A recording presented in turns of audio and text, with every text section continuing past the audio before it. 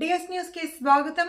రమణన్న బస్తీబాట కార్యక్రమంలో పాల్గొన్న మాజీ ఎమ్మెల్యే గండ్రా దంపతులు భూపాలపల్లి మున్సిపాలిటీ పరిధిలో 25వ వార్డు కార్ల్ మార్క్స్ కాలనీలో భూపాలపల్లి పట్టణ బీఆర్ఎస్ పార్టీ అధ్యక్షుడు కటకం జనార్దన్ అధ్యక్షతన ఏర్పాటు చేసిన బస్తీబాట కార్యక్రమంలో పాల్గొన్న భూపాలపల్లి మాజీ ఎమ్మెల్యే గండ్రా వెంకటరమణారెడ్డి, వరంగల్ జిల్లా జెడ్పీ మాజీ చైర్పర్సన్, భూపాలపల్లి జిల్లా బీఆర్ఎస్ పార్టీ అధ్యక్షురాలు గండ్రా జ్యోతి మరియు బీఆర్ఎస్ పార్టీ నాయకుడు కార్యకర్తలు పాల్గొన్నారు.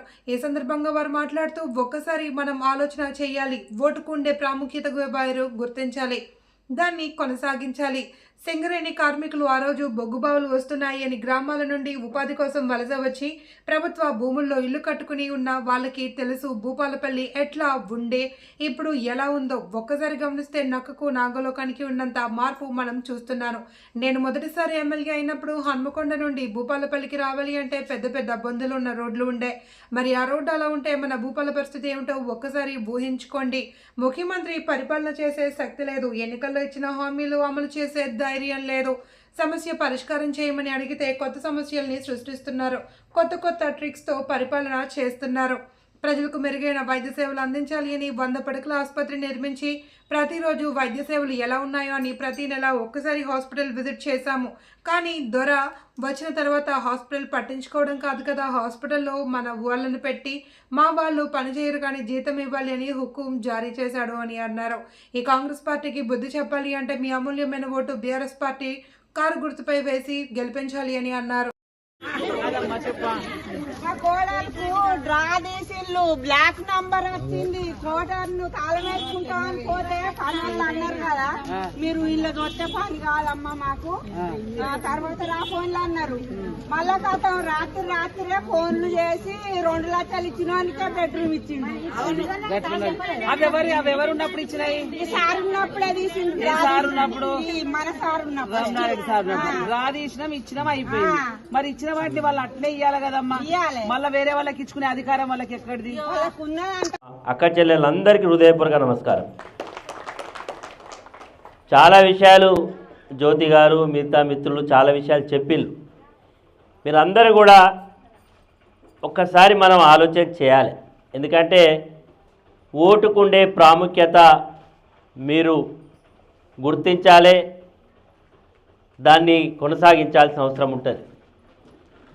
ఈరోజు భూపాలపల్లి ఇక్కడ ఉండేటువంటి చాలామంది సీనియర్ సింగరేణి కార్మికులు కావచ్చు, ఆ రోజు బొగ్గుబాయిలు వస్తున్నాయని చెప్పి ఊర్లలోకి వెళ్ళొచ్చి ఆ రోజు ఈ ప్రభుత్వ భూమి ఇది సీలింగ్ సర్ప్లస్ ల్యాండ్లో ఇల్లు కట్టుకొని నివాసం ఉన్న వాళ్ళ కావచ్చు. భూపాలపల్లి ఎట్లా ఉండే, ఇప్పుడు ఎట్లున్నది, మార్పు ఉన్నదా లేదా మీరు ఒకసారి ఆలోచన చేస్తే అప్పటికి ఇప్పటికీ నక్కకు నాగోలోకానికి ఉన్నంత మార్పు మనం చూసినాం.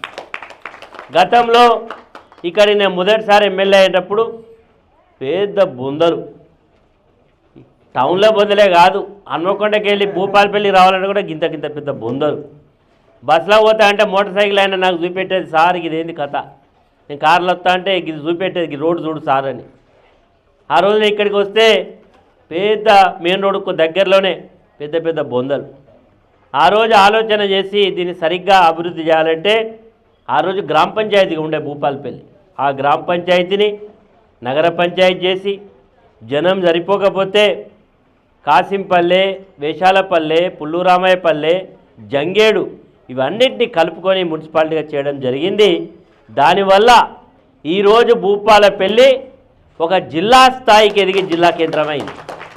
మరి ఈరోజు జిల్లా కేంద్రం అయింది, మరి ఎందుకో రేవంత్ రెడ్డి కడుపు మండుతుంది, ఆయన కళ్ళు మండుతాయి. గిన్ని జిల్లాలు ఎక్కర్లేదు, గిన్ని జిల్లాలు ఉండాల్సిన అవసరం లేదని మొన్న మేడారానికి వచ్చిండు. ఆయన వచ్చుడే కాదు, ఆయన మంత్రివర్గ సహచరులు అందరిని తీసుకొచ్చి క్యాబినెట్ మీటింగ్ అంటే ఆయన మంత్రివర్గ సమావేశం ఆడ పెట్టిండు. ఆడ పెట్టి ఏం చేయాలి, భూపాలపల్లికో ములుక్కో 100 కోట్లు 200 కోట్లు నిధులు ఇస్తాడు అనుకున్నాను నేను. ఆయన ఏం చేసిండు, ఆడ మీటింగ్ పెట్టి ఈ జిల్లాలొద్దు, గిన్ని జిల్లాలొద్దు, ఈ జిల్లాలను కుదించడానికి ఒక ప్రత్యేక కమిషన్ ఏర్పాటు చేస్తున్నా, అందులో తీసేదాంట్లో భూపాలపల్లి మొదటి లిస్టులు ఉంటుందనే పద్ధతిలో ఈరోజు చేసిండు. మనం ఊకుందామా? భూపాలపల్లి జిల్లా చేస్తే తీసేస్తే ఊకుంటామా? ఊకోవాల్సిన అవసరం లేదు.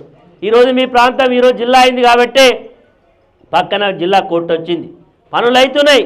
ఈరోజు జిల్లా కోర్టు రావడం వల్ల మన రాకేష్ లాంటి వకీళ్ళు జడ్జులు ఎవరికి అక్కడన్నా ఈరోజు అక్కడికి మంచి కార్యక్రమాలు, మరి అదేవిధంగా మహిళలకి మంచి కార్యక్రమాలు, యువకులకి మంచి కార్యక్రమాలు, మరి మండలాలు మున్సిపాలిటీలు అన్నీ కూడా బాగుండాలంటే పల్లె ప్రగతి పట్టణ ప్రగతి పెడితేనే మన ఇంటి ముందట రోజు మరి వచ్చి మున్సిపాలిటీ పారిశుద్ధ్య కార్మికులు వచ్చి మోరీ తీసుడు, రోడ్డు ఊడ్చుడు, చెట్లు పెట్టిన వాటికి నీళ్లు పోసుడు, ఇట్లాంటివన్నీ జరిగినాయా జరగలేదా? 10 సంవత్సరాల కిందట చెట్లు పెట్టుకున్నామా మనం? ఒకప్పుడు చెట్లు ఇవాళ బతుకమ్మ పండుగ వచ్చిందంటే మన పూలు మనం పెట్టుకొని బతుకమ్మ వేసుకునే స్థాయికి ఇవాళ మన తెలంగాణలో చెట్లు పెట్టుకున్నాం హరిత హారం ద్వారా. ఇవాళ ఎందుకు ఇవన్నీ మీకు గుర్తు చేస్తున్నా అంటే అంత మంచిగా పరిపాలన జరిగింది అందరికీ కూడా. మరి ఇవాళ ముఖ్యమంత్రి గారు ఏం చేసిండ్రు? గతంలో కేసీఆర్ గారు ప్రతి ఆడబిడ్డకు అన్నదమ్ములు మరి ఎవరు తల్లిదండ్రులు ఉన్నా లేకపోయినా మరి వాళ్ళ రాష్ట్ర ప్రభుత్వం నుంచి నా తరఫున ఒక చిన్న కానుక పంపాలని ప్రతి బతుకమ్మ పండుగకు చీర పంపలేదా? పంపలేదా అమ్మా? పంపిండు. మరి వాళ్ళ చీరలు వచ్చినాయి, అప్పుడు కేసీఆర్ కిట్లు పెట్టిండ్రు. మరి వాళ్ళ ఎన్ని కార్యక్రమాలు, న్యూట్రిషన్ కిట్టు పెట్టి కూడా బాలంతలకు రక్తహీనత ఉండొద్దు, బలహీనత ఉండొద్దు, మంచిగా మరి ప్రసవం మంచిగా జరగాలి అనే ఒక ఆలోచన. ఇవన్నీ జరిగినాయా జరగలేదా? చూసినామా లేదా 10 ఏళ్ళు? మరి ఇవాళ ఏమైంది? ఈ ప్రభుత్వం వచ్చి 2 ఏళ్ళు అవుతుంది. 2 ఏళ్ల ముందట ఎన్ని ముచ్చట్లు చెప్పిండ్రు? వాళ్ళు చేసిన అన్ని గింతే చేసిండ్రు. మేము గింత పొడుగు చేస్తాం, బారెడు పొడుగు అన్నారు. చెప్పిందే చెప్పలేదా? 100 రోజులల్లో అన్నీ చేస్తామన్నారు. ఇప్పుడు మనకు కావాల్సింది ఏమీ లేదు. గతంలో జరిగినవన్నీ ఎందుకు జరుగుతలేవు? ఈ 2 సంవత్సరాలలో ఏమి జరిగింది అని మీరు ఒక్కసారి అడగాలి. ఏం జరిగింది అంటే ఏమంటాడంటే అప్పుల పాలు చేసిపోయిండు కేసీఆర్ అంటాడు. మరి అప్పులు చేసో ఏది చేసో మనకి ఇచ్చిండా ఇయ్యలేదా? అమ్మ అందరు వినాలి, దయచేసి ఆలోచన చేయాలి. ఇచ్చిండా ఇయ్యలేదా? మరి ఇచ్చినటువంటి వాడిని వీళ్ళు అప్పులు చేసే వాళ్ళు ఏమన్నా చేయండి, మనకు రావాల్సినవి రావాలన్నా వద్దా? ఏమన్నా అంటే వాళ్ళు లంకె బిందెలు ఉన్నాయి అనుకొని వచ్చినా ఇక్కడ లంకె బిందెలు లేవు, ఏమి లేవు. లంకె బిందెలు ఉన్నాయి అనుకొని వచ్చినా అని ఎవరు మాట్లాడతారమ్మా? ఒకసారి మన ఇవాళ బాయిలు ఏమన్నా మన